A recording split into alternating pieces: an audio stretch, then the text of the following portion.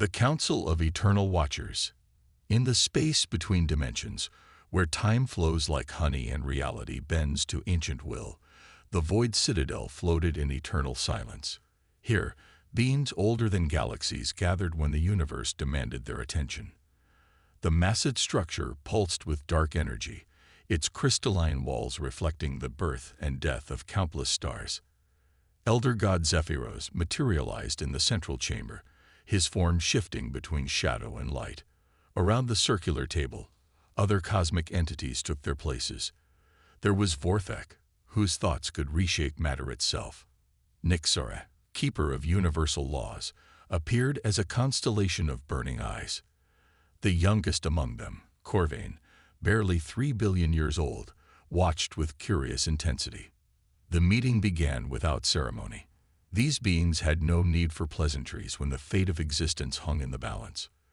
"We have a problem," Zephyros announced, his voice echoing through dimensions. A holographic display materialized above the table, showing a small blue planet orbiting an unremarkable yellow star. "This world calls itself Earth. Its dominant species has become concerning." Vorthak leaned forward, reality warping around his massive form. "Humans, I've observed them. They're primitive. They've barely mastered their own gravity well. What threat could they possibly pose to us?" "That's exactly what makes them dangerous," Zephyros replied. The display shifted, showing images of human history. "Look at their progression. 5,000 years ago, they were banging rocks together. Now they split atoms and reach for the stars. No species in our records has advanced this rapidly." Nyxara's constellation of eyes flickered with interest. "Rapid advancement isn't unusual. The Zelkari achieved faster than light travel in half that time before we guided them to peaceful stagnation." "The Zelkari were logical," Zephyros countered. "They accepted their place in the cosmic hierarchy. Humans are different. They refuse to accept limitations. They don't just adapt to their environment. They reshape it to suit their needs." The youngest god, Corvain, spoke up. "Perhaps we should demonstrate our power. Show them their place in the universal order." "It worked with the Andromedans." "We tried," Zephyros said grimly. 3 centuries ago, we sent the hegemony to subjugate Earth. They were a space-faring empire with technology far beyond human comprehension. The humans were still fighting with gunpowder and steel. The display showed massive alien ships descending upon Earth, their weapons carving through human cities like hot knives through butter. The assembled gods watched as humanity's greatest armies were crushed in mere days. "It should have ended there," Zephyros continued.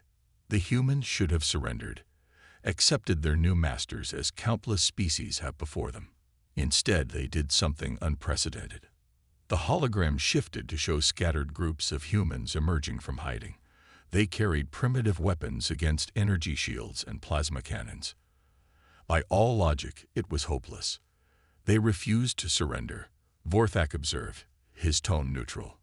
"Admirable, but futile." "Was it?" Zephyros asked. The display showed human resistance fighters studying captured alien technology. They didn't just fight. They learned. They adapted.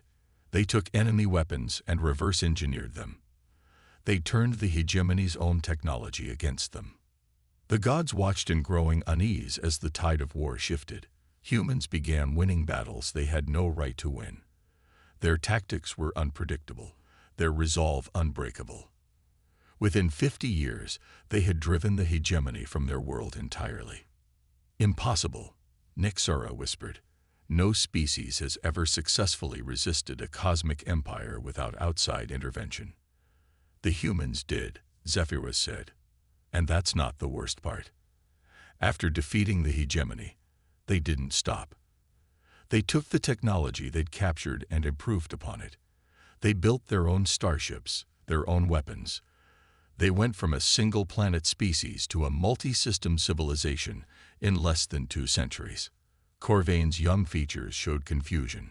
"Then why haven't we intervened directly? We could end them with a thought." An uncomfortable silence fell over the chamber. Finally, Vorthak spoke. Because we tried that too, didn't we, Zephyros? The elder god's form darkened. 70 years ago, I attempted to demonstrate our power. I appeared before their leaders, showed them the futility of defying cosmic order. I expected submission, worship, the usual response from inferior beings. And, Corvain pressed, a human female named Sarah Chen looked me in the eye and said, "So what?" "When I threatened to destroy their world," she replied, "then we'll find a way to survive in the void. And someday, we'll come for you." The chamber erupted in shocked murmurs. To threaten an elder god was unthinkable for any mortal being. She was bluffing, Vorthak said, but his voice lacked conviction. Was she? Zephyros asked. I probed her mind. There was no fear, no doubt. She genuinely believed her species would find a way to challenge us. More disturbing still, after studying their history, I believe she was right. The display showed more recent images of human expansion. Their ships moved through space with growing confidence. Their colonies spread across dozens of worlds. Their technology advanced at an exponential rate. They've begun to understand the fundamental forces we manipulate, Zephyros continued. Their scientists speak of bending spacetime, of harnessing dark energy. They're not just mimicking our abilities. They're developing their own path to cosmic power. Nyxera's eyes burned brighter. Then we must stop them now, before they become a true threat. Can we? Zephyros asked. Look at their pattern. Every time they face impossible odds, they find a way to overcome them. Every time they encounter superior technology, they master it and improve upon it. They've survived ice ages, plagues, wars that should have destroyed them. They've turned every catastrophe into an opportunity for growth. Young Corvain studied the data with growing alarm. Their population is approaching 10 billion. They're establishing colonies faster than we can track. Their military strength grows daily. How long before they pose a genuine threat to our dominion? That's the question that brought us here, Zephyros replied. I've run countless simulations. In every scenario where we attempt to eliminate humanity through conventional means, we fail. They adapt too quickly, learn too fast, refuse to stay defeated. Vorthak's massive form shifted uneasily. Then what do you propose?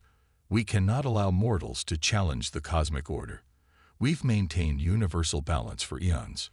I propose we do something we've never done before, Zephyros said. We acknowledge that humans are unlike any species we've encountered.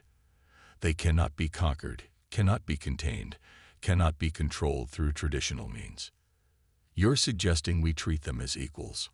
Nyxera asked, her voice sharp with disbelief.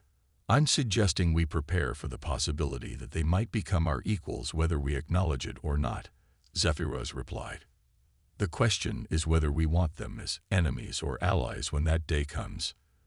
The chamber fell silent as the implications sank in. For the first time in their ancient existence, the elder gods faced the possibility that their supreme authority might be challenged. Corvain broke the silence. If they're truly as dangerous as you claim, shouldn't we test them? Send an envoy to gauge their current capabilities. Who would volunteer for such a mission? Vorthak asked. To face humans directly is to risk everything we understand about power and dominion. I will go, Corvain said suddenly. I want to see these humans for myself. I want to understand what makes them so different from every other species in the universe. The elder gods exchanged glances. Sending their youngest member to face humanity was risky, but perhaps necessary. Very well, Zephyros agreed. But go carefully, young one. The humans have a saying.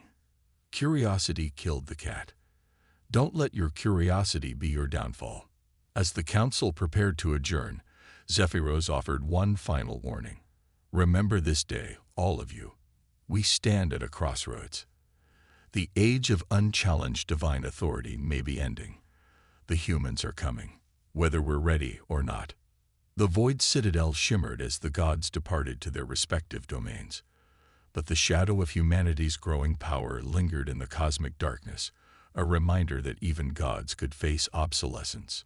In the depths of space, human ships continued their expansion, carrying with them the indomitable spirit that had caught the attention of beings older than time itself.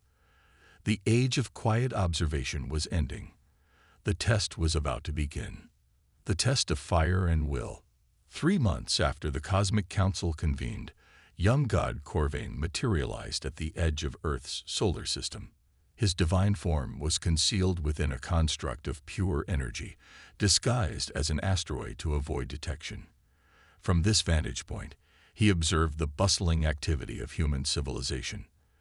The solar system was far more developed than the Council's reports had indicated. Mining operations extracted resources from the asteroid belt.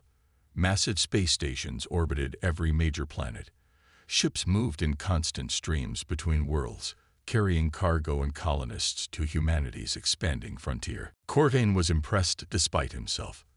The humans had transformed their entire solar system into a thriving civilization in mere centuries. But observation was not enough. He needed to test their mettle directly. The god began to manifest his presence, letting traces of cosmic energy seep into local space. Within hours, human sensors detected the anomaly. Their response was swift and coordinated. Captain Elena Vasquez stood on the bridge of the UES Defiant, humanity's most advanced warship. At 35, she had already earned a reputation as one of Earth's finest military commanders. Her dark hair was pulled back in a regulation bun, and her brown eyes held the steady gaze of someone who had faced impossible odds before. Report, she ordered as her ship approached the anomalous readings. Energy signatures are off the charts, Captain. Her science officer, Dr. Marcus Webb, replied. Whatever's out there, it's not using any technology in our databases. The energy patterns are, well, they're impossible according to our understanding of physics. Impossible is just another word for not yet understood, Vasquez said calmly. What's our tactical assessment? Commander James Rodriguez, her tactical officer, frowned at his displays.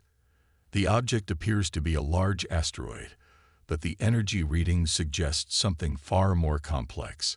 It could be a weapon, a probe, or something else entirely. Any signs of hostile intent? None detected, but that energy signature could level a planet if weaponized. Vasquez made her decision.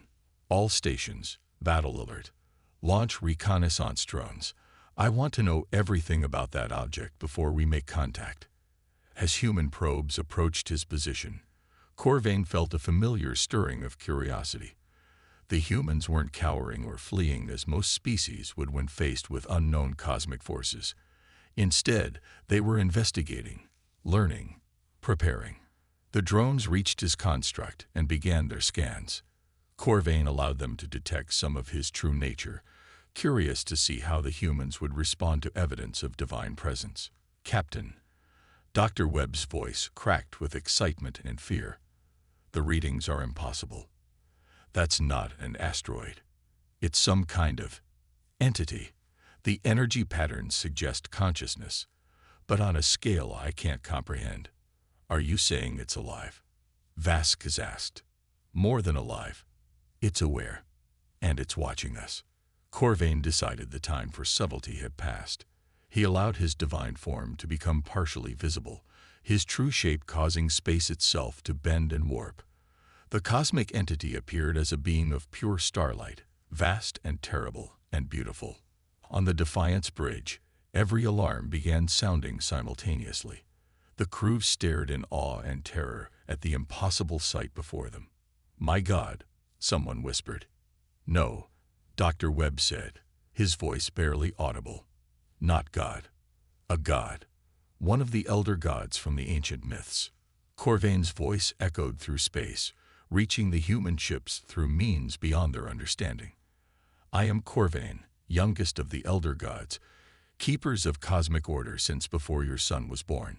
I have come to test your worthiness. Captain Vasquez felt her heart racing, but her voice remained steady. This is Captain Elena Vasquez of the United Earth ship Defiant. You're in human space. State your intentions. The cosmic entity's laughter rippled through dimensions. Human space? You claim dominion over a few rocks orbiting a minor star. I have seen galaxies born and die. I have shaped the destiny of 1 trillion species. What makes you think you can challenge one such as me? We don't think we can challenge you, Vasquez replied.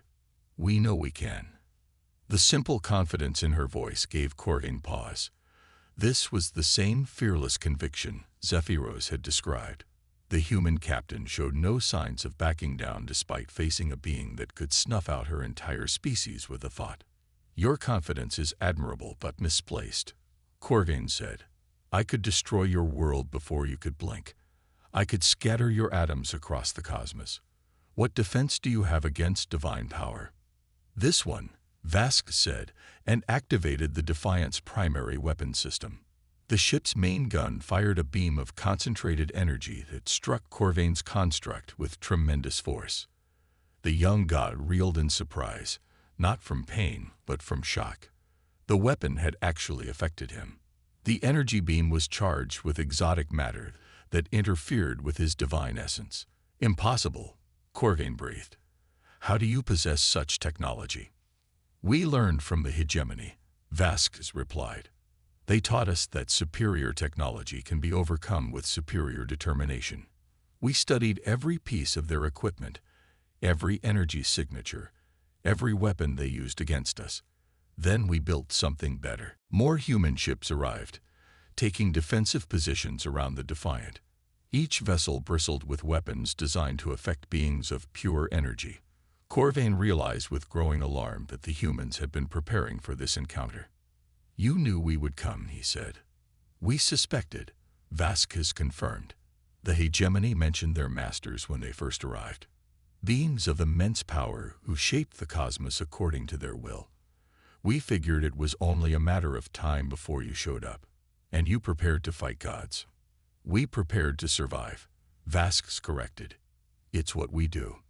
Corvain felt a chill that had nothing to do with the cold of space. The humans weren't just brave or defiant. They were strategically thinking beyond their current capabilities, preparing for threats they had never faced. It was exactly the kind of forward thinking that had made them so dangerous. You cannot win, he told them. I am but the youngest and weakest of my kind. The elder gods possess power beyond your comprehension.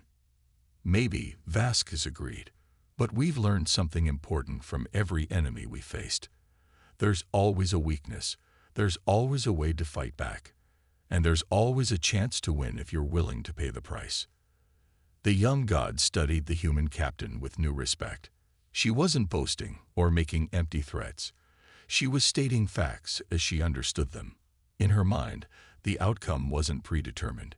Victory was possible through determination and sacrifice. What price would you pay? Corvain asked, genuinely curious. Whatever it takes, Vasquez replied without hesitation. Our freedom isn't negotiable. Our right to exist isn't up for debate. If you want to destroy us, you'll have to earn it. Around the Defiant, more human ships continued to arrive. The entire human fleet was mobilizing, ready to face a cosmic entity in defense of their species. Corvain saw the same resolve in every ship, every crew member, every human soul. They weren't going to surrender. They weren't going to beg for mercy. They were going to fight, even against impossible odds, because that's what humans did. They endured. They adapted. They overcame. For the first time in his existence, Corvain felt something approaching fear. Not fear of death. Gods could not truly die, but fear of what these mortals might become. If they could challenge him now, while still confined to a single star system, what would they become when they spread across the galaxy? This test is concluded, he announced, beginning to withdraw his presence. Wait, Vasquez called out. Why did you really come here? What did you hope to learn? Corvain paused, considering his answer. I came to understand why my elders fear you. Now I know. And what did you learn? That you are exactly as dangerous as they claimed, perhaps more so. The cosmic entity began to fade from normal space, returning to the dimensions between dimensions. But his final words echoed in the minds of every human present. We will meet again, humans of Earth, When that day comes, the universe itself may tremble.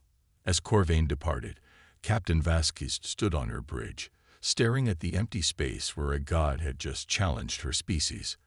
Around her, the crew worked to analyze the encounter, already learning from their first direct contact with cosmic divinity.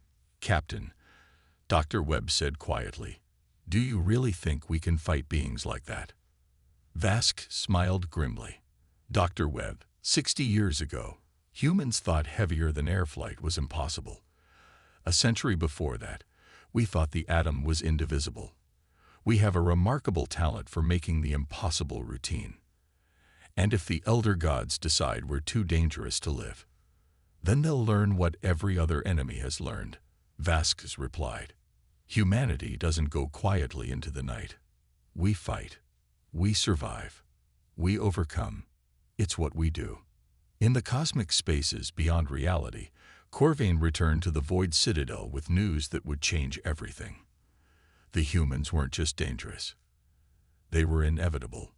The age of unchallenged divine authority was ending, and the age of humanity was about to begin. The elder gods would have to choose: adapt to a universe where mortals could challenge gods, or face extinction at the hands of a species that refused to accept limitations. The cosmos itself held its breath, waiting to see which path would be chosen. But in the depths of space, human ships continued their expansion, carrying with them the unbreakable spirit that had caught the attention of beings older than time. The future belonged to those brave enough to seize it, and humanity had never lacked for courage.